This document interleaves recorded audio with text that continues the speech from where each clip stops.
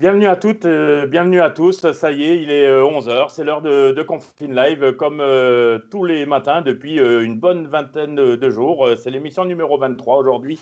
Alors, aucun pilote invité depuis nos débuts n'aurait connu de victoire sans un team. Et il était temps pour nous de leur consacrer un petit peu de temps.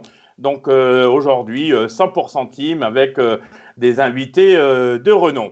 J'ai le plaisir de retrouver Philippe Soin, comme déjà à plusieurs reprises aussi, il me rejoint à mes côtés. Philippe, bonjour. Alors tout d'abord, toi, dis-nous un petit mot sur ton confinement à toi et ce sevrage de rallye, de podium, de conférence de presse. Bonjour Philippe. Ouais, bonjour Eric, bonjour à tous. Écoute, on fait comme tout le monde, bien sûr que c'est compliqué. Moi, ce qui me manque, c'est le sport surtout. Je faisais beaucoup de sport et bon, ça me manque. Et puis le rallye, on a Confine Live pour compenser. Donc, c'est plutôt une bonne chose. Ok, merci beaucoup. Alors, 1990, c'est l'année de la libération de Nelson Mandela, le début de la guerre du Golfe, ça c'est moins joyeux. La victoire de l'Allemagne 1-0 face à l'Italie, mais c'est surtout la naissance de PH Sport. Bonjour Bernard Piala. Eh bien, bonjour à tous. Oui, effectivement, l'histoire a démarré en juillet 1990, oui, avec mon premier associé qui était David Henry. Et puis, l'histoire perdure toujours. Ok, merci. Voilà, alors, Bernard, tu peux nous dire comment se passe le confinement pour toi? Est-ce que c'est chez toi? Est-ce que c'est à l'atelier? Est-ce que c'est au bureau? Alors, non, effectivement, je suis confiné chez moi et mon fils. Contrairement à toi, du coup, j'en profite pour faire du sport, puisque pour une fois, j'ai le temps. Je travaille depuis la maison avec mon ordinateur portable et mon téléphone, mais malheureusement, l'atelier est fermé depuis le 16 mars. Oui. Ok. Alors, 2011, c'est l'année du mariage du prince William. C'est la fin du règne pour DSK. Le marathon des gorges de l'Ardèche en canoë-kayak, qui intègre cette année-là la classique canoë marathon World Series. C'était une spéciale de 35 km sur l'eau, donc en l'occurrence une spéciale très très humide.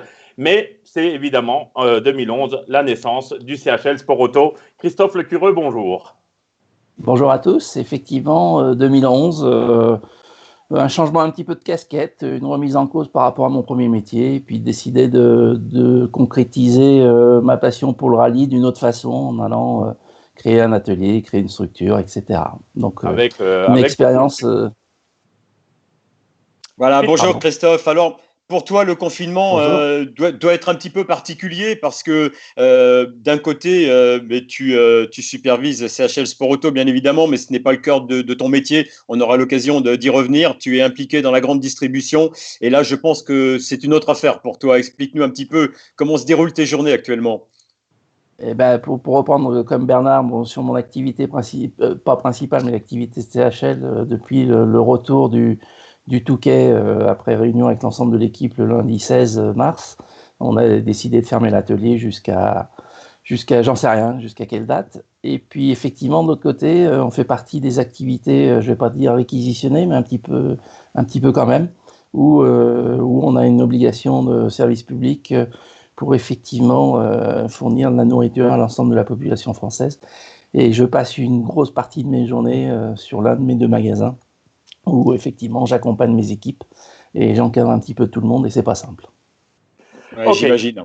Alors, 30 ans d'histoire pour l'un, 10 ans pour l'autre. Nous allons tâcher d'évoquer les différentes étapes de vos évolutions respectives et cela se passe évidemment par tous les titres que vous avez acquis et je laisse le soin à Philippe, pour le coup, de les énumérer. Oui, CHL, c'est plus court, bien évidemment. Ça va être plus court que PH Sport. CHL, tout à l'heure, Christophe l'a dit, créé en 2011. Aujourd'hui, il y a 2 titres de champion de France pour CHL Sport Auto avec Johan Bonato, 2 titres de champion de France des copilotes avec Benjamin Boulou. Cette année 2019 a été assez riche pour CHL, puisqu'il y a eu le titre junior avec Hugo Margaillan. Il y a eu également 2 titres de vice-champion WRC3 avec Raphaël Astier et le jeune pilote finlandais Tesco Lario. Et puis, cette année également, 2 très belles victoires en 2019. La victoire de Jean-Michel Dacugna à la finale d'Albi. Ah ouais. Et puis la très très belle victoire de Johan Bonato au Rallye de Monte-Carlo 2019, là où il remporte le WRC2. Et puis on n'oublie pas bien évidemment que CHL Sport Auto aujourd'hui compte autant de victoires que Johan Bonato en championnat de France, c'est-à-dire 15 victoires dans les rallyes du championnat de France. Voilà, en ce qui concerne CHL Sport Auto, en gros, hein, bien évidemment. Voilà, on évoquera évidemment dans le détail un petit peu quelques belles victoires. Voilà, et en ce qui concerne PH Sport, alors là, c'est beaucoup plus dense, bien évidemment, hein, 30 ans d'expérience derrière. PH Sport, on va commencer avec le premier titre qui a été acquis, c'était en 1994. C'est peut-être pas le plus important parce que c'est un titre national. C'était Daniel Forest qui remportait la coupe Renault-Sport qui se disputait avec des Clio à l'époque. C'était les débuts de PH Sport. Ensuite, il y a eu la période de trophée Saxo Kit-Car avec les 2 victoires de Jean-François Béranguet et puis Sébastien Loeb qui a fait ses débuts chez PH Sport en remportant notamment le trophée Saxo Kit-Car en 99. On l'a retrouvé Sébastien Loeb chez PH Sport en 2000 où il remporte le titre du championnat terre de roue motrice. En 2001 où il remporte le titre de championnat du monde junior. C'était le premier titre junior pour PH Sport avec la Saxo aux mains de Sébastien Loeb. Ensuite, il y a eu toutes les formules promotion, entre autres Citroën Sport. Je me souviens entre autres du trophée Saxo T4 où il y avait de nombreuses voitures engagées par PH Sport avec la victoire de Guerlain-Chichery en 2003. Et puis en 2008 arrive Sébastien Ogier chez PH Sport. Il remporte le titre junior. Il est intégré ensuite au Citroën Junior Team et c'est avec PH Sport que Sébastien Ogier remportera sa première victoire en championnat du monde. C'était le Portugal. Et on retrouve ensuite, toujours en 2010, il est champion de France, Bernard Piala avec PH Sport, avec Brian Bouffier et la 207 S2000. Autre titre en 2013, un titre avec un pilote un petit peu particulier qui venait de la Formule 1. C'était Robert Kubica qui avait remporté le WRC2. Ensuite, il y aura le programme Citroën avait confié le programme mondial à PH Sport qui s'appelait à l'époque le programme Abu Dhabi Total World Rally Team, si je ne me trompe. Et là aussi, il y a eu des victoires, hein, entre autres 2 très belles victoires de Chris Mick qui s'était imposé au Portugal et en Finlande, avec un podium en Finlande d'ailleurs, avec Greg Breen qui était sur le podium. Et puis, on ne peut pas passer sous silence le Dakar. À partir de 2016-2017, Bernard Piala et PH Sport récupèrent les 2008-3008 de Peugeot Sport. Et là, commencent les engagements dans le Paris-Dakar. Et 2019, belle saison également pour PH Sport avec les 2 titres nationaux, le titre de champion de France avec Johan Rossel, le titre de champion de France sur terre avec Lionel Beau. Et puis, bien évidemment, la construction de ce véhicule réservé au Rallye Raid qui s'appelle le Zéphyr. Et je pense qu'on aura l'occasion d'y revenir tout à l'heure. Voilà, en gros, en très, très gros, hein, Bernard, j'ai certainement dû oublier plein de choses, ce qui a été l'activité de PH Sport pendant ces 30 dernières années. Bernard, ce sont des titres et des victoires de toute une équipe. Hein. On connaît ta manière de jamais oublier personne. Notamment là, très récent, ce doublé Terre et Asphalte en 2019. Quelques mots justement pour évoquer ces nombreuses lignes. Déjà, ça fait effectivement bizarre de revenir un peu sur ces périodes-là parce que ça, c'est drôle de voir 30 ans d'histoire qui se racontent comme ça. Ouais, on n'est pas là pour faire comprendre aux gens que vous êtes vieux, hein. Je le rappelle. Ça, effectivement, il manque quelques titres qu'on a gagnés. Là. Ouais. Je crois qu'on a perdu Bernard en attendant. Alors, très rapidement, Christophe voulait revenir sur une petite ligne que Philippe Soin a oubliée, mais je ne lui en veux pas. Ce sont les 3 titres du championnat de France Team. Ah oui, exact.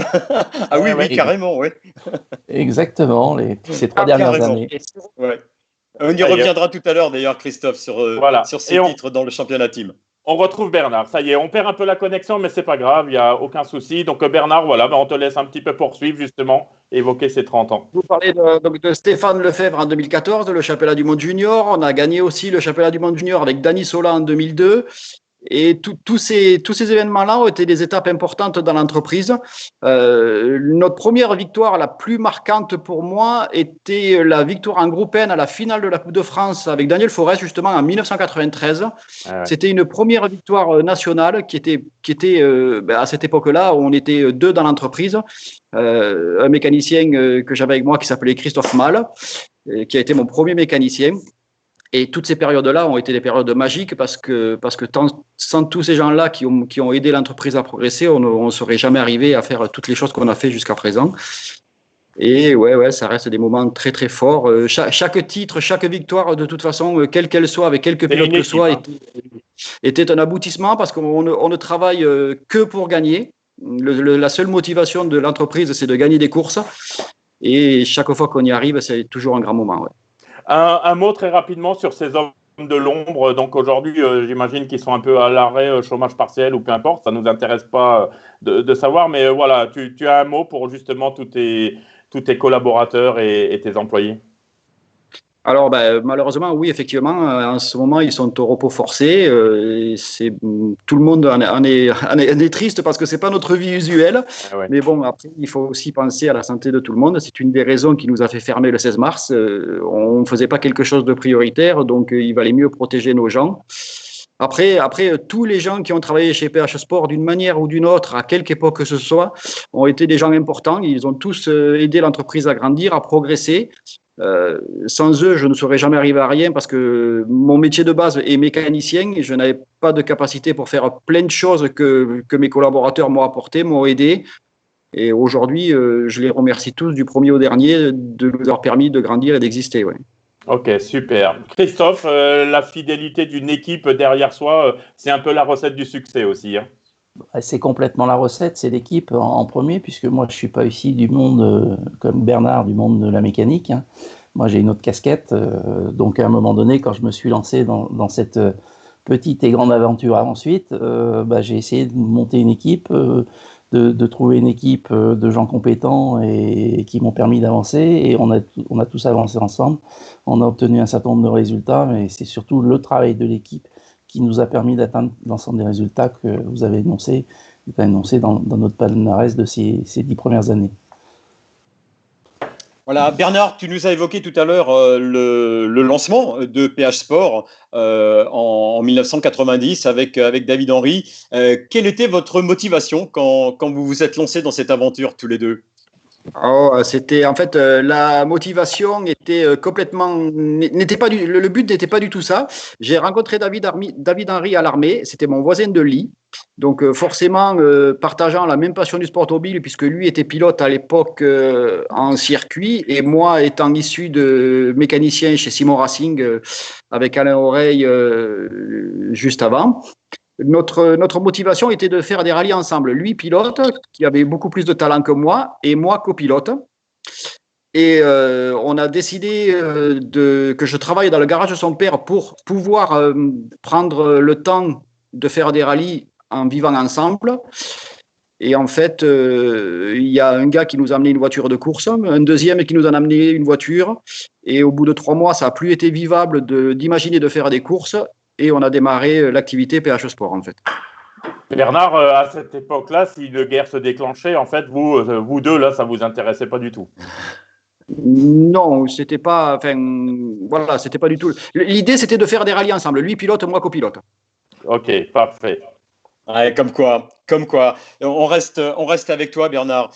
Quand on voit comment tu évolues depuis 30 ans, on ne peut pas ne pas penser à un autre garçon outre-Manche qui connaît également la réussite, c'est Malcolm Wilson. Est-ce que quelque part, tu surveilles un peu l'activité de Malcolm ? Vous avez un cheminement quasi semblable, je dirais. Hein. Lui est vraiment le représentant de Ford en WRC, mais toi, on sait que ton implication avec Citroën a été très très forte. Est-ce que tu surveilles un peu ? Est-ce que tu t'intéresses à ce que fait Malcolm Wilson, qui est un garçon que tu connais bien, effectivement ? Oui, alors après, je ne peux pas me comparer à Malcolm Wilson. Il a un savoir-faire, il a une activité, il a une gestion de son entreprise qui n'est sans commune mesure avec moi. Lui, c'est un passionné industriel. Moi, je suis un passionné artisan. Donc, oui, je regarde ce qu'il fait, mais je ne me sens pas capable de m'en inspirer parce qu'il est beaucoup plus fort sur plein de domaines que je peux l'être. Donc, ouais, je regarde, mais j'arrive pas à ni à l'égaler. Et j'y arriverai Oui. certainement jamais. Pourtant, on trouve certaines similitudes quelquefois. Christophe, la création du team, comment est né CHL Sport Auto en quelques mots? La création de CHL, en fait, c'est bon. Moi, j'ai démarré ma petite carrière de pilote à mon niveau, en faisant des épreuves dans la région Rhône-Alpes et uniquement des épreuves de rallye, puisque j'ai démarré à courir en 1993. Alors, au contraire de Bernard, moi, j'étais plutôt pilote que copilote parce que je commençais à avoir un métier qui me permettait de gagner un petit peu bien ma vie et me permettait d'envisager de pouvoir courir. N'étant pas un féru de mécanique à l'époque, j'avais confié ma voiture à quelqu'un qui est un petit peu connu dans le monde du rallye, qui s'appelle Maurice Guichard, qui a entretenu l'ensemble de mes voitures de rallye jusqu'au moment où, un peu à cause de Maurice, on a décidé de faire quelque chose de différent et à la vente de son entreprise, de son garage, il a fallu que je trouve un emplacement pour installer mes voitures de l'époque, puisque je donnais un coup de main à un pilote de la région qui s'appelait Patrick Artru, qui courait en 306 Maxi à l'époque. Oui. Et puis j'avais aussi Maxime, mon fils, qui commençait à courir aussi il y a 10 ans. Et à un moment donné, on avait un parc de voitures de course qui était un peu encombrant pour le repreneur de l'activité de Maurice Guichard. Et en fait, en cherchant des terrains, en cherchant des entrepôts, des bâtiments, ça s'est terminé où on a tout construit, on a avancé et puis on a démarré en 2011 notre petite activité en embauchant un mécano qui s'appelle Gary Tett, qui a été à l'origine aussi de la création de CHL Sport Auto, ou d'une activité simplement d'entretien de notre propre voiture de course. On a décidé d'acheter une C2 R2 Max à l'époque et on a commencé la location dans la région Rhône-Alpes en se disant, voilà, ça permettra d'occuper un petit peu tout le monde. Et puis, progressivement, l'équipe s'est étoffée. Et je crois que le grand gap de CHL Sport Auto, ça a été l'arrivée de Johan Bonato en 2015, qui nous a fait quand même franchir une étape. Ouais. On va l'évoquer. Un pas de géant. Et effectivement, derrière, on en est là où on en est aujourd'hui. Ok, Maxime et Arthur, les deux garçons, plus toi, vous êtes trois. Alors bon, toi, Christophe, je pense que tu as définitivement arrêté de rouler, mais Maxime et Arthur roulent toujours encore. Donc, il y avait cette petite idée derrière la tête, éventuellement, de leur donner une activité aussi. Non, parce que les enfants n'ont pas l'obligation d'imiter ce que fait le père. À un moment donné, ils avaient d'autres passions au niveau du sport, puisqu'ils ont fait quand même beaucoup de sport tous les deux. Ils étaient passionnés de volley, entre autres. Mais à un moment donné, Maxime, je l'ai mis dans une voiture pour qu'il essaye. Et puis finalement, ça a matché. Et puis, il s'est passé la même chose avec Arthur à un moment donné, quoi. Ok, très bien. Merci beaucoup. Oui. Et moi, un instant. Je te coupe, Christophe. On a un appel. Allô, Confine Live, bonjour. C'est qui? Belle surprise. Bonjour. Jean-François Béranguet qui vient nous rejoindre. Bonjour Jean-François. Bonjour, ça va? Ça va très bien. C'est sympa d'être venu nous rejoindre. Et ben voilà, avec Bernard Piala à tes côtés, tu vas nous raconter tout ce que tu sais sur Bernard Piala, sur PH Sport. Tu fais partie des gens qui ont été les piliers du début de l'activité de PH Sport. On t'écoute, Jean-François. Et Bernard a le sourire. Hein. Ouais. Moi aussi, parce que déjà, il a pris un petit coup de vieux là depuis que je ne l'ai pas vu. Oui. Donc, Bernard, un soir, m'a appelé sous l'initiative de Jean-Louis Cupuissol, qui me faisait ma voiture à l'époque, pour soi-disant m'acheter la Clio Gruppa. C'était une excuse juste parce qu'il voulait me faire participer au trophée ZX. Et ça a commencé comme ça, on a discuté un soir, j'étais devant chez un client, je me rappellerai toute ma vie. Et le personnage m'a plu, donc j'ai dit, tu passes. Il m'a rappelé, on s'est donné rendez-vous, il m'a rappelé 10 minutes après, il me dit, je viens avec la remorque, parce que j'avais une voiture déjà de base. J'ai dit, si tu veux, tu prends le risque de repartir à vide. Voilà. Et ça a commencé comme ça. Allez, on vous laisse échanger tous les deux. Bernard, on imagine que ça te fait plaisir de voir Jean-François. C'est une histoire d'amour, en fait, tous les deux un peu. Ah ben, Jean-François est un de mes premiers gros clients, surtout gros à l'époque. Allez, ça commence. Oui, Jean-François et moi, c'est tout, et PH Sport, surtout Jean-François et PH Sport, c'est toute une histoire. On a travaillé ensemble pendant de nombreuses années.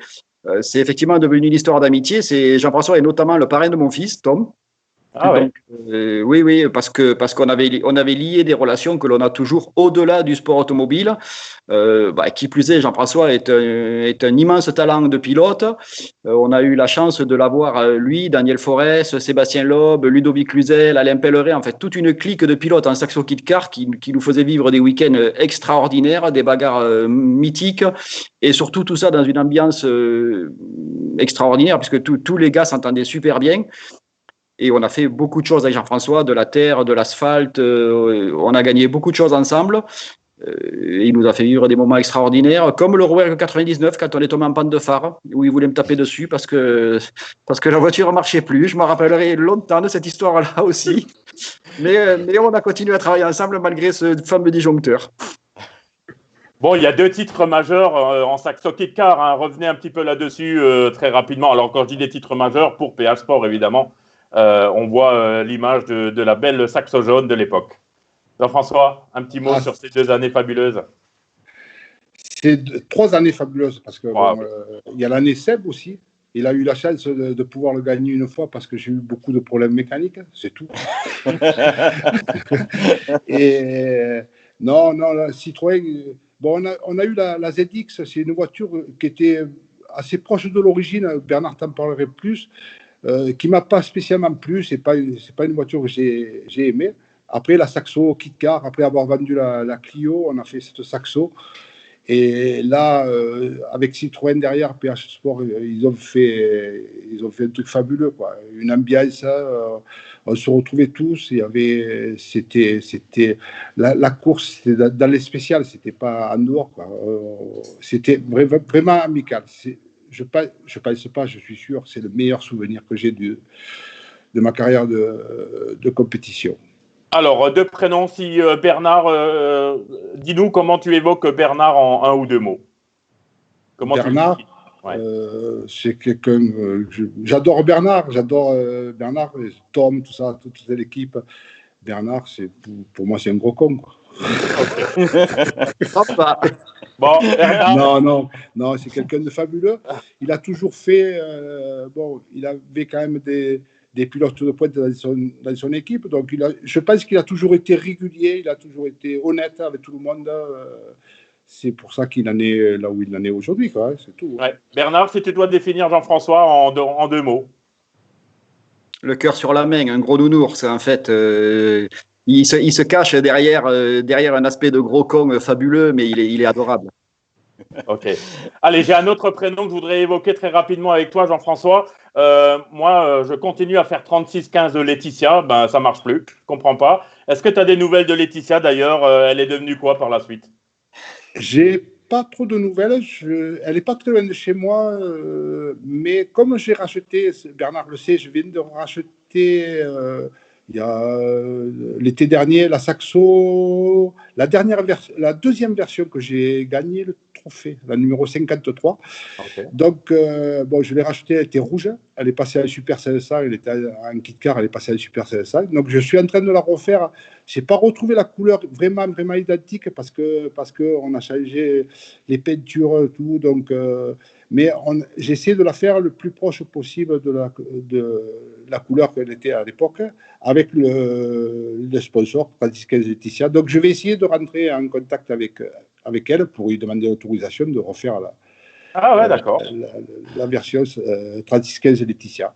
Ok, merci de nous avoir donné ces nouvelles-là. Merci beaucoup. On pourrait passer 1 heure avec tout le monde. Eric, et voilà. Eric, je voudrais avant que Jean-François nous quitte, je voudrais quand même lui poser une question. Ce qu'il a ressenti avec Sébastien Loeb, 9 fois champion du monde, alors qu'il s'était bagarré avec lui pendant 2 ans dans le trophée Saxo Kit-Car et qu'il avait été son plus sérieux adversaire. Quand on demande à Sébastien Loeb quel a été l'adversaire le plus coriace qu'il ait pu rencontrer, à chaque fois, il nous dit Jean-François Béranguet, c'était vraiment un coriace. Qu'est-ce que tu ressentais au fur et à mesure que Sébastien Loeb enfilait les titres de champion du monde, toi qui t'étais battu avec lui? Déjà de la fierté de se battre avec un futur champion du monde comme je l'ai fait, déjà de la fierté. Après j'ai tout fait. Bon, Sébastien, vous en parlerez peut-être plus que moi. Je pense que je l'ai un peu aidé dans des conseils quand j'ai pu lui donner au départ, parce que bon, il est arrivé, c'était tout jeune, donc il connaissait pas grand-chose à la compétition. Donc chaque fois que j'ai pu l'aider, je l'ai fait avec mes moyens, bien sûr. Hein. Mais non, ça reste quelqu'un de fabuleux. C'est quelqu'un que j'adore. Je considère comme mon fils, quoi. Il est un peu trop vieux, mais bon, je le considère un peu comme mon fils. Ok. Merci beaucoup. Jean-François, on voulait te souhaiter avec un mois d'avance un bel anniversaire. On sait que tu vas fêter tes 60 ans. Et en fait, j'espère qu'aujourd'hui, on a rendu heureux plein de gens de revoir Jean-François. En tout cas, merci beaucoup d'être venu nous faire une petite surprise et notamment une surprise à Bernard. Merci Jean-François, merci. À bientôt. Au revoir. Merci Jean-François. Au revoir. Allez Philippe, c'est à toi. On devait justement en évoquant le ouais. Absolument, oui, on enchaîne. Bien évidemment, l'enchaînement est très facile. Hein. On vient de dire que Jean-François Béranguet avait été un sérieux adversaire de Sébastien Loeb au sein de la même équipe d'ailleurs. Bernard, tu as été témoin de tout ça. Tu as été témoin de l'éclosion de Sébastien Loeb. Raconte-nous un petit peu comment tu as vécu ça et comment tu le vois maintenant avec du recul. L'éclosion, oui, effectivement. Sébastien Loeb est arrivé chez PH Sport à sa 4e ou 5e course avec une 106 16 soupapes qu'on lui avait construit pour le rallye de Loire-Atlantique 97. Ah ouais. Il était effectivement tout jeune, très timide, plutôt même très introverti. Après, on a gagné beaucoup de choses avec eux. Ça s'est forcément très bien passé pour lui. Sans Sébastien Loeb, la destinée de PH Sport aurait certainement été différente, alors que la sienne aurait été strictement la même de par son immense talent. Et oui, on a vécu de grands moments, notamment un trophée Saxo Kit-Car, une fois de plus, où il y avait les anciens avec Daniel Forès, Jean-François Béranguet, qui étaient les références établies de l'époque, et le petit jeune Sébastien Loeb qui venait se battre avec eux, mais de par son caractère, de par son humilité, a su se faire accepter par ses, entre guillemets, vieux, et tout le monde faisait ça dans un bon esprit. Ils reconnaissaient ensemble, ils se montraient les pièges mutuellement. C'était vraiment une très belle époque, et on l'a bien vécu parce que il n'y avait pas de rivalité autre que sportive. Personne doutait de la qualité de la voiture de l'un ou de l'autre parce que les contrôles Citroën étaient très bien faits. Et en fait, c'était vraiment une très très belle époque de l'histoire PH Sport et le Saxo Chaland et le Saxo Kit-Car. Moi, je voudrais te parler d'une année particulière, l'année 2000. Sébastien Loeb vient de remporter avec PH Sport le trophée Saxo Kit-Car. Il arrive au début de la saison 2000. On a le sentiment, vu de l'extérieur, que Citroën n'a rien prévu pour lui. Et son premier rallye de l'année, ça sera son premier rallye sur Terre. Je me souviens, c'est le rallye sur Terre de l'Auxerrois. Et on sent bien qu'il arrive avec des tout petits moyens. Il n'y a pas l'usine derrière. C'est cette année-là que Jean-Pierre Champeau vient lui donner un coup de main, que toi, tu vas faire beaucoup pour lui. On a le sentiment que cette année 2000, c'est une année charnière dans la carrière de Sébastien Loeb. Dis-nous un peu comment tu l'as vécu cette année 2000. Alors, il y a eu beaucoup de moments charnières dans la carrière de Sébastien Loeb et beaucoup de bonne volonté. On fait énormément d'efforts pour l'aider dans des moments critiques, notamment en 98. L'année 2000, c'est pas tout à fait vrai. Citroën avait déjà un œil sur lui. Pour le rallye Terre d'Auxerre, Michel Perrin et Guy Fréclin de Citroën Sport à l'époque nous avaient prêté un moteur de 207 chevaux pour avoir une voiture un petit peu plus performante, en nous disant on va faire ce rallye-là, on vous donne un petit coup de main et on verra après, selon ce qui se passe, qu'est-ce que sera la suite. La suite, on la connaît. Il a gagné l'Auxerrois. on est parti aux terres d'Auvergne avec un tout petit peu plus de moyens de Citroën. Et ensuite, effectivement, Citroën et Jean-Pierre Champeau ont mis beaucoup plus de moyens pour qu'on fasse toute la saison et qu'on arrive à conquérir le titre. En fait, on a été vraiment Citroën Sport officiel à partir du terre de... C'était à Digne, ça s'appelait peut-être bien le terre de Provence. Terre de Provence, voilà. Le terre de Provence, oui. Sur le nom. Et après l'histoire s'est enchaînée, mais Sébastien Loeb est quelqu'un qui, malgré son caractère très timide, a toujours su fédérer les bonnes volontés derrière lui. Et il y a eu beaucoup de moments charnières. 2000 en fait partie, effectivement. Ouais. Christophe, la notoriété d'un pilote peut être le moteur d'un team. On vient de l'entendre avec Bernard et sans parler de Sébastien Loeb. Toi, Johan Bonato, vous a-t-il aidé à progresser et puis, si oui, dans quel domaine? J'imagine que vous avancez tous ensemble. Je crois que c'est évident. L'arrivée de Johan Bonato début 2015 a permis au team et à l'ensemble de l'équipe de progresser d'un pas de géant, hein, puisque on est tombé sur un pilote après l'avoir rencontré fin 2014 au travers d'Alain Bonneton, puisqu'il l'avait fait courir en Opel Adam. Il m'avait demandé de le recevoir, de le voir et voir si je pouvais aussi lui donner un petit peu un coup de main, parce que dans ce domaine-là, je crois que Bernard est certainement beaucoup plus au courant que moi qu'il faut en permanence aider un certain nombre de pilotes à sortir. Et effectivement, le fait d'avoir rencontré Johan, son professionnalisme, son exigence, son perfectionnisme, et puis ça, la main sur le cœur qu'il a vis-à-vis de tout le monde, que ce soit du plus jeune mécanicien de l'équipe jusqu'à moi-même, où il a le même comportement, donc c'est quelqu'un de fabuleux, a permis à toute l'équipe de progresser et d'avancer. Et il a absolument rameuté tout un tas de gens autour de lui, entre autres Jean-Claude Vocard à l'époque, hein, puisque c'est à ce moment-là que j'ai rencontré Jean-Claude, qui nous a permis à tous de progresser, d'acquérir une certaine valeur ajoutée au niveau du team et une certaine crédibilité, quoi. Ok, très bien. Philippe, je te laisse enchaîner avec Christophe. On a parlé tout à l'heure. Alors, j'ai omis tout à l'heure, effectivement, dans le palmarès de CHL Sport Auto, de parler des 3 victoires dans le championnat team, dans le championnat de France des rally team. CHL Sport Auto l'a remporté ces 3 dernières années. On a le sentiment que tu as été attaché à ce championnat et que tu as mis les moyens pour le remporter. Dis-nous un peu ce que ça t'a apporté, ces victoires dans le championnat team.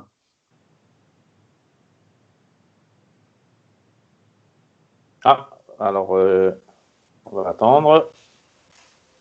On n'entend pas Christophe pour le moment. Bon, Bernard, très rapidement, avant de retrouver Christophe, l'arrivée de CHL, c'est quelque chose que tu forcément, c'est un adversaire de plus. Comment tu juges l'évolution là du CHL Sport Auto? Écoute, les structures comme CHL, ça nous fait plaisir de voir arriver des gens comme ça, parce que il y a malheureusement trop peu de structures qui arrivent et qui construisent leur plan de façon sérieuse. Ouais. Et CHL fait partie des gens qui font les choses pas à pas, tranquillement, qui montent en puissance, qui se structurent bien. Et c'est plutôt agréable de les voir travailler comme ça, ouais. Ok, vous échangez régulièrement. On a envie de savoir un petit peu, est-ce qu'un pilote qui quitte l'un pour aller l'autre ou aller chez l'autre, vous échangez un peu sur ces sujets-là ou ça reste quand même avec la distanciation, comme on dit en ce moment? Non, avec Christophe, on a de très très bonnes relations parce que déjà, pour une raison que j'ignore, quasi pas de pilotes sont passés de l'un chez l'autre, ou pas du tout même en fait. On a chacun notre propre clientèle, on travaille sur les mêmes produits, mais on a... on a chacun notre clientèle, mais avec Christophe, on échange souvent sur différents sujets d'entreprise, du sport automobile en général, parce qu'on a la même vision de l'entreprise, de la même construction des plans de travaux, et du coup, on s'entend plutôt très bien sur ces sujets-là, ouais. Ok, parfait. Et puis il y a aussi ces victoires en formule de promotion aussi, l'un et l'autre. Ça aussi, c'est important, hein, j'imagine, hein, des victoires. Alors, elles sont peut-être pas de renommée mondiale ou autre truc, mais voilà, vous y attachez à ces formules de promotion. On retrouve Christophe. Excusez-moi, je ouais. ne suis pas un produit de la technique. Il est de retour. Voilà, Christophe. Je ne sais pas si tu avais entendu ma question, à savoir quelle importance revêtait chez toi la participation au championnat de France des rally teams, un championnat de France des rally teams que CHL Sport Auto a remporté ces 3 dernières années. Alors, à la base, ça n'a jamais été un objectif. Bon, après, comme tout le monde, on aime bien les victoires. Hein. Donc, effectivement, quand on a vu que potentiellement, la première année, on pouvait faire le championnat team, on s'est battu pour obtenir cette belle victoire. En même temps, la priorité pour moi, c'était quand même le titre de champion de France de Benjamin et de Johan. Hein. Pour être très franc, il y avait plus d'importance à se battre pour ce titre que la performance du championnat team. Après, une fois qu'on l'a gagné une année, on remet en jeu son titre. C'est de bonne guerre. Et puis, quand on avait gagné la deuxième année, on s'est dit, jamais 203. Donc, voilà un petit peu le déroulé, la montée en puissance qu'on a fait au travers du championnat team. Et on a... ça y est, encore une sonnerie de téléphone. On est débordé. Allô, Confine Live, bonjour.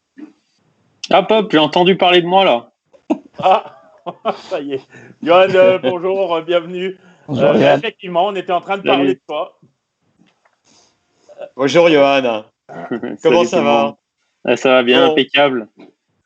Dis-nous, mon cher Johan, parle-nous un petit peu de CHL Sport Auto, de Christophe, un team que tu as rejoint en 2015. Et je l'ai dit tout à l'heure, un team qui t'a permis de remporter tes 15 victoires en championnat de France des rallyes.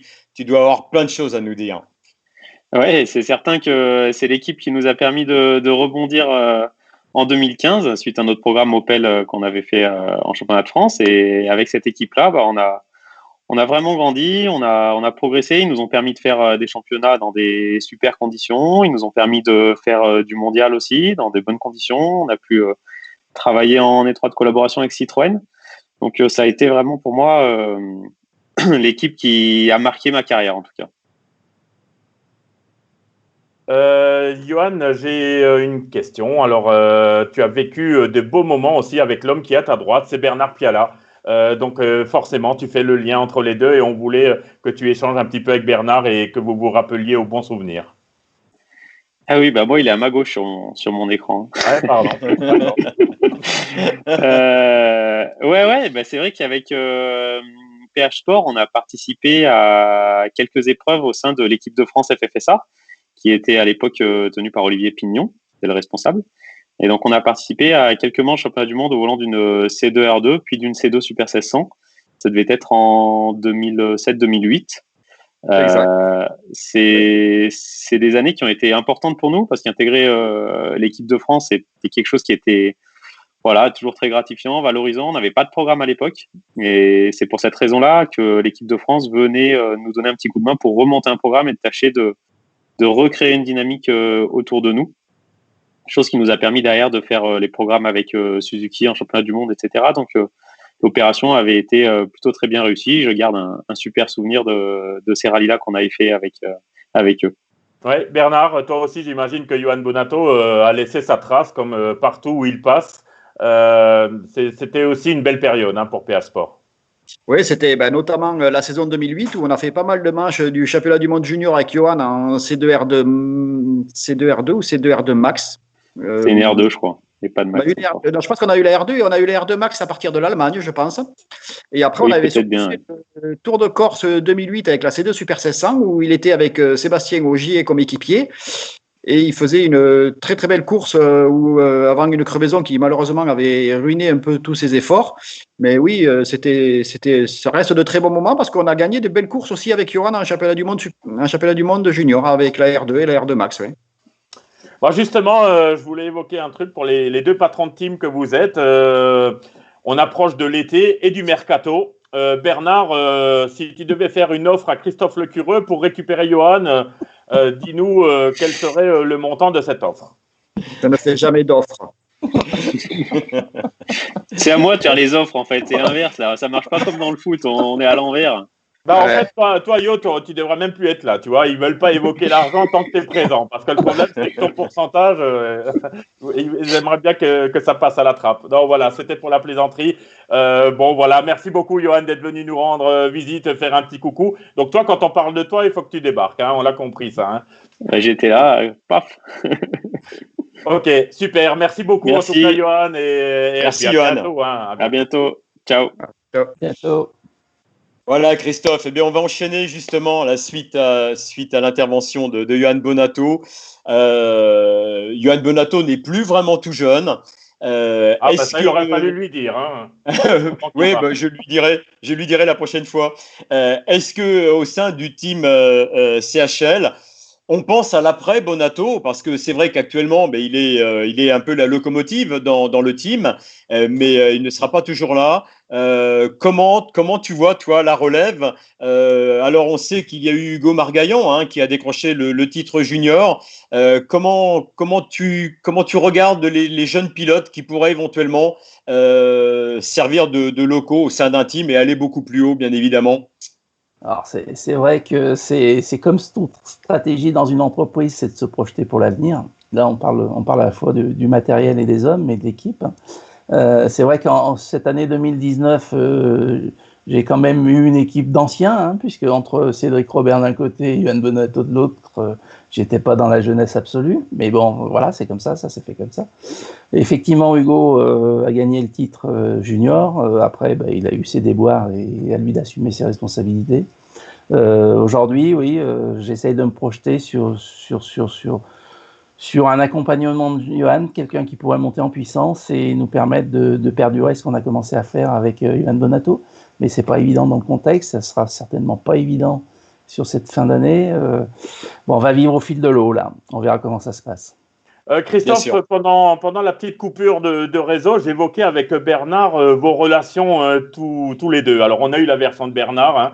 Est-ce que toi aussi, tu appelles régulièrement Bernard peut-être pas pour prendre des conseils, mais pour échanger, semble-t-il, sur l'aspect du team et de son évolution? C'est vrai qu'on a une relation très sympathique avec Bernard. Elle est professionnelle et sympathique. On se respecte, je pense, mutuellement, et moi, je le respecte beaucoup plus, puisqu'effectivement, je suis venu être le trublion qui est arrivé il y a une dizaine d'années au sein de tout ça. Non, on se respecte beaucoup. C'est vrai que on se voit, on se côtoie, on s'appelle pas particulièrement, mais on se côtoie lors des épreuves.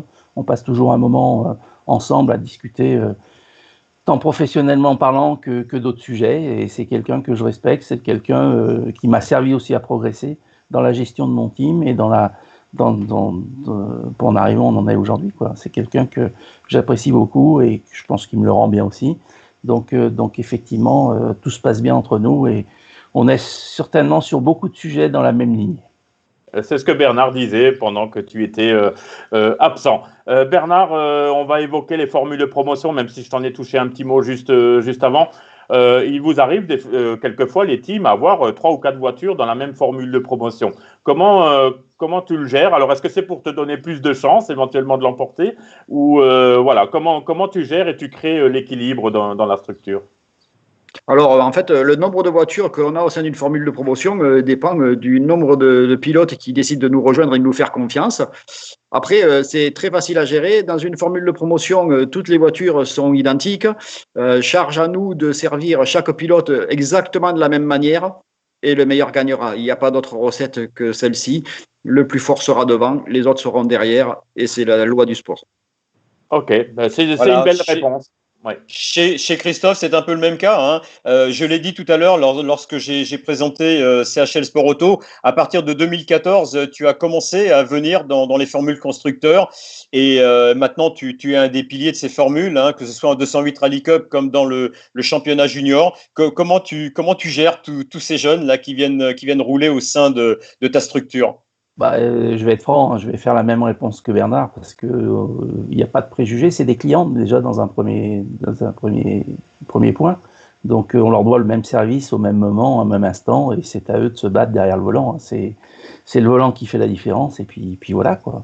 Le but pour le team, c'est comme tout team, c'est d'avoir la satisfaction d'avoir l'ensemble des voitures qui prennent le départ à l'arrivée quoi. et qu'il n'y ait pas de soucis mécaniques. Notre boulot se fait à ce niveau-là.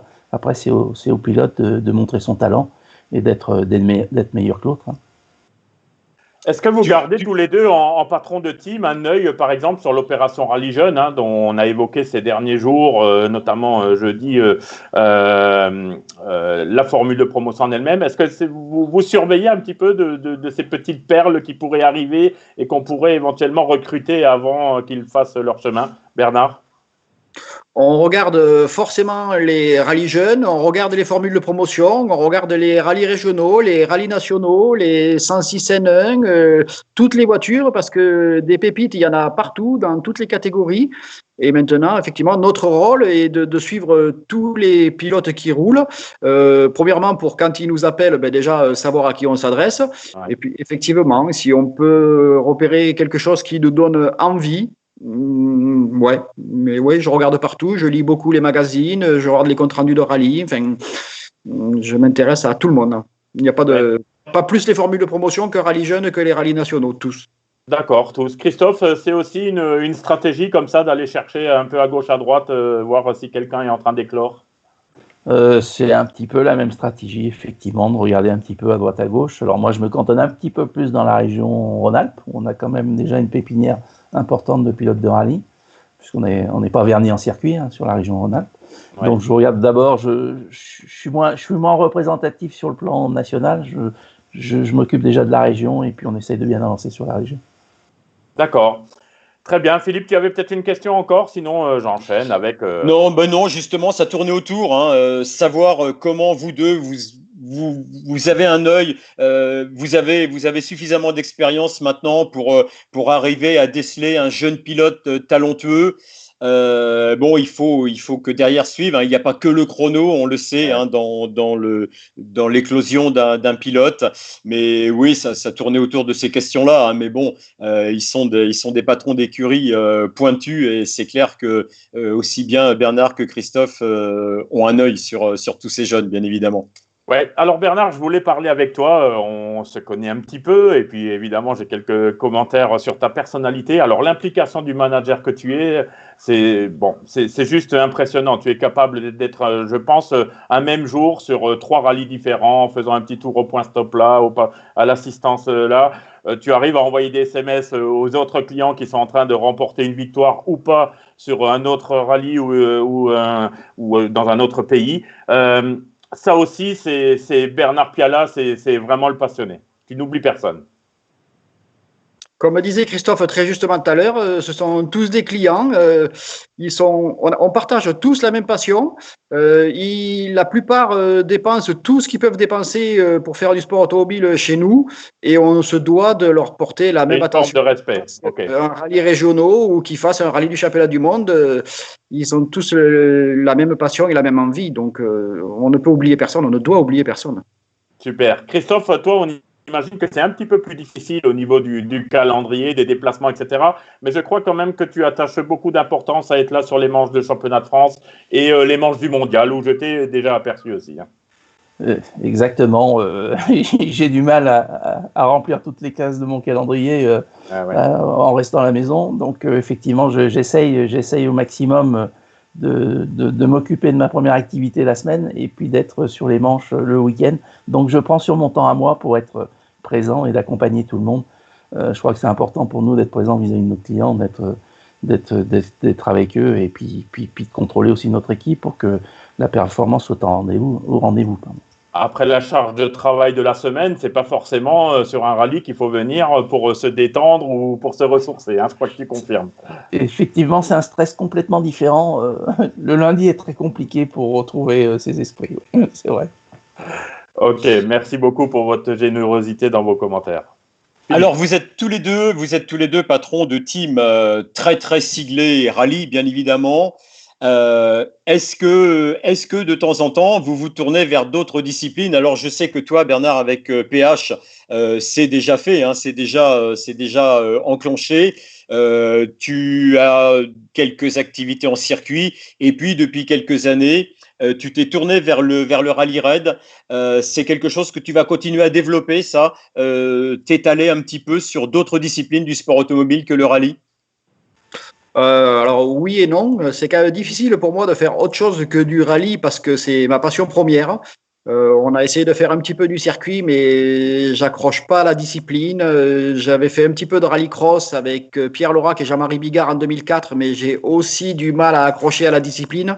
En fait, j'ai du mal avec toutes ces disciplines où il y a un contact entre les voitures qui font que les courses peuvent se jouer sur des faits extérieurs plus que sur du pilotage pur. Le rallye ou le rallye raid, seul l'équipage est en lice et s'il y a une erreur de fait, elle est liée soit à l'équipage, soit à l'équipe, mais pas à un élément extérieur. Donc oui, pour l'instant, on fait du rallye raid parce que ça reste aussi une de mes passions premières, le rallye raid. J'allais voir le Dakar passer dans le camp des Garrigues dans les années 80 avec mon oncle quand j'étais tout petit. Et aujourd'hui, je trouve beaucoup de plaisir à faire du rallye raid parce qu'on retrouve un peu ce sentiment de liberté et de grands espaces qu'on avait dans le rallye il y a quelques années avant les parcs d'assistance. Et voilà, aujourd'hui, je sais pas, j'ai pas d'idée de discipline vers lesquelles m'orienter dans le futur parce que j'en ai pas la nécessité. J'ai suffisamment de travail en rallye et en rallye raid pour ne pas me disperser vers quelque chose qui va pas forcément m'attirer. Voilà, ça nous donne une occasion de te demander de nous parler de ton Zéphyr, petit véhicule que tu as mis au point avec toute ton équipe pour faire du rallye raid. C'est une autre aventure. Ça, on parlait tout à l'heure de Malcolm Wilson qui abordait la situation d'une façon un peu plus industrielle. Là, tu te retrouves constructeur maintenant avec ce véhicule. Effectivement, faisant du rallye raid avec les Peugeot et sachant que la durée de vie des Peugeot était forcément limitée dans le temps, et surtout ayant l'envie de continuer en rallye raid, on s'est posé la question avec mon associé de savoir qu'est-ce qu'on allait pouvoir bien faire pour trouver une continuité dans le rallye raid, puisqu'aujourd'hui les voitures de pointe, c'est les Peugeot, les Mini ou les Toyota. Je ne me voyais pas aller acheter des voitures chez mes concurrents pour continuer à rouler en rallye raid. Donc la seule solution qui s'est imposée, c'était de construire notre propre véhicule. Sauf que construire un véhicule de type Peugeot, c'est absolument pas envisageable avec les moyens financiers qu'il faut engager. Donc on a décidé de partir dans la catégorie T3. Et on a effectivement développé avec des partenaires ce véhicule-là. On a découvert la fameuse phase d'industrialisation où maintenant j'ai beaucoup plus de mal à être critique envers Peugeot ou Citroën quand ils nous arrivent pas à nous livrer des pièces. J'ai découvert la difficulté des sous-traitants. Mais ouais, c'est aussi une autre aventure intéressante et qu'on va continuer, bien entendu, à développer avec le Zéphyr dans le rallye raid. Allez, un Sébastien Loeb sur le Dakar avec un Zéphyr, c'est quelque chose qui est tout à fait envisageable, ça? Non, Sébastien Loeb avec une 3008, c'est plus sympa. On va gagner le Dakar. On a essayé de le gagner en 2019, on n'y est malheureusement pas arrivé. On a fini 3e, donc j'espère qu'il aura l'envie d'y revenir avec nous et qu'on ira enfin gagner ce Dakar ensemble. On te voit assez régulièrement avec Chris Mick aussi. Chris a vraiment un attrait pour la discipline, là, pour le coup, si on a bien compris. Alors Chris est venu rouler avec nous en test au mois de fin février à Dubaï. Sébastien a roulé aussi également avec nous en test avec le Zéphyr. Donc on avait trouvé un accord avec Chris pour qu'il fasse la Baja Dubaï et la Abu Dhabi Desert Challenge avec le Zéphyr puisqu'il veut se reconvertir dans le rallye raid. Il a trouvé la machine fantastique, il s'est régalé. Il m'a dit textuellement, et j'avais du mal à le croire, qu'il n'avait jamais pris autant de plaisir dans un véhicule à 4 roues qu'avec le Zéphyr. Donc il a vraiment adoré la discipline et la machine. Donc malheureusement les événements ont fait qu'on n'a pas pu faire ces deux courses-là. On espère que ces courses-là seront reportées en fin d'année et qu'on ira effectivement avec Chris, Conrad Rothenbach et Lionel Beau faire cette course-là qu'on avait prévue au mois de mars. Très bien. Christophe, de ton côté, pardon Philippe, Christophe, oui, de ton vas-y, côté, est-ce qu'une autre discipline, ou peut-être le rallye raid, ou le rallye raid, pardon, ou le rallycross, c'est quelque chose qui pourrait, à l'avenir, dans les prochaines années, éventuellement ouvrir une nouvelle fenêtre pour CHL Sport Auto? Je crois qu'à un moment donné, il faut être raisonnable. Aujourd'hui, on maîtrise, je pense, assez bien le sujet rallye. On va se cantonner à ce sujet rallye. Après j'ai une petite envie, moi, une petite envie de reconduire. Donc, je me pose la question j'ai toujours ma M3 qui traîne au garage, de venir d'essayer, pourquoi pas, l'historique. Ça fait partie des projets que l'on a au sein de l'équipe. Peut-être de franchir le pas et d'inscrire une ou deux voitures en historique l'année prochaine. Voilà. Voilà. Très bien. On sait que Bernard s'intéresse aussi un petit peu au VHC, hein, Bernard. Alors effectivement, on a regardé. Tu t'étais monté une voiture il y a quelques années, je crois. Je m'étais monté une Opel Ascona Groupe 2, effectivement, qui était la première voiture dans laquelle j'avais fait copilote dans les années 87-88, je ne sais plus trop. Mais c'est une activité très prenante, le VH. Il faut vraiment passer beaucoup de temps dans la fabrication des pièces, la reconstruction, la recherche. Et aujourd'hui, on n'est pas structuré pour travailler convenablement dans ce domaine-là. On a déjà bien assez de travail avec le rallye et le rallye raid. Et c'est encore un autre métier que je ne suis pas prêt encore à faire aujourd'hui. On va consacrer une émission Confine Live au championnat de France des rallyes VHC parce qu'eux aussi ont leur place et ce sera dans les semaines à venir. J'ai une dernière question aux deux. Ce sont les mécanos. Y a-t-il une filière pour les recruter? On connaît les lycées, etc. Mais est-ce que là aussi, comme les jeunes pilotes, vous cherchez des jeunes recrues au niveau des mécanos? Bernard, un petit mot. Alors, les mécanos, effectivement, on recrute beaucoup de mécanos qui sortent des formations de compétition type lycée de Saint-Vallier ou autre. Après, c'est pas une garantie de réussite. C'est compliqué de trouver des mécanos qui s'adaptent à l'état d'esprit de l'entreprise. Chaque entreprise. Vous avez le temps de les former ou pas, comme des apprentis, les reprendre encore un peu comme des apprentis? Alors, aujourd'hui, on a la chance de pouvoir les avoir comme stagiaires qui nous donnent déjà un petit peu un état d'esprit. Après, il n'y a pas de recette miracle. On embauche des gens, on en garde pas. C'est au pied du mur qu'on voit le maçon. Donc, voilà, on les essaye et il y en a qui sont très bons et qui avaient un CV sur le papier et qui ne nous donnaient pas forcément envie de les embaucher. Et il y en a qui ont des très beaux CV et qui, à la fin, sont des gens qu'on ne conserve pas parce que l'état d'esprit n'est pas compatible avec l'entreprise. Ouais. Christophe, toi, de ton côté, alors vous, les teams français, vous pouvez être un tremplin également pour ces mécanos pour le mondial ensuite. Mais voilà, Christophe, de quelle manière vous les approchez ou est-ce qu'ils viennent tout seuls? Est-ce que vous croulez sur le nombre de candidatures? Tiens, ça, c'est une bonne question. Malheureusement, on ne croule pas sur le nombre de candidatures. Je crois que c'est un peu tous les métiers aujourd'hui. Hein. Ouais. La notion du travail en France, on pourrait en débattre longtemps et c'est quand même pas quelque chose de très favorisé par le monde politique. On va en rester là. Aujourd'hui, par rapport à CHL Sport Auto, on n'est pas très loin du lycée de Saint-Vallier, hein, puisqu'on est dans la même région. Donc, on a aussi un partenariat avec le lycée. Une bonne partie de l'équipe aujourd'hui qui est dans la structure CHL vient du lycée de Saint-Vallier, après avoir vécu peut-être d'autres expériences ailleurs. Mais au travers effectivement des stagiaires, au travers des stages d'entreprise que font ces jeunes, on peut se donner une idée et puis on regarde si en fin d'année on peut faire une proposition d'embauche ou s'il faut se tourner vers une autre solution qui est pas toujours facile. Mais après c'est à chacun de montrer sa capacité, c'est à chacun de montrer ses compétences et puis son état, son paraître aussi, parce que je pense qu'il est important vis-à-vis de nos clients d'avoir des mécaniciens qui savent se tenir vis-à-vis de tout le monde. D'accord. Très bien. Merci beaucoup. Alors, si vous avez un mot à échanger entre vous, tous les deux, on se retire une petite minute et on vous laisse causer tous les deux entre vous. J'espère qu'on va vite se retrouver sur une épreuve et qu'on va vite se battre pour ce titre de champion de France, qu'on va essayer de gagner encore, mais ça va être difficile. L'adversité est rude, notamment chez Christophe. C'est réciproque. J'espère que le Mont-Blanc, dans notre région, ça sera au démarrage de la saison. Je crois qu'on y attend tous et qu'on serait très content que ce punaise de virus ait foutu le camp. Voilà. Ouais, effectivement, on a hâte de vous revoir et de revoir tout le monde. On en est tous là. Philippe nous le confirmera. Philippe, je te laisse le mot de la fin. On a passé 1 heure ensemble. J'espère que vous avez pris du plaisir, en tout cas, à échanger, à partager. On a voulu un petit peu parler justement de ces patrons de team qui sont tout aussi importants dans le paysage du rallye français. Bien sûr, c'était un plaisir de recevoir Bernard et Christophe et on pense à tous les autres, à tous les autres patrons de team que l'on côtoie, entre autres sur le championnat de France des rallyes. C'est vrai qu'ils sont importants. C'était une première pour Confine Live de recevoir. Il y en aura peut-être d'autres. En tout cas, c'était un vrai plaisir de les avoir tous les deux.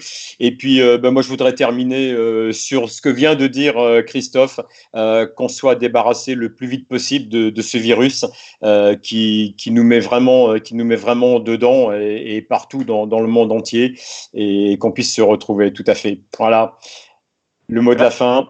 Merci Philippe. Ce mauvais virus n'arrivera pas à tuer notre virus commun à tous. Hein. C'est la passion de ce rallye, ça, on en est convaincu.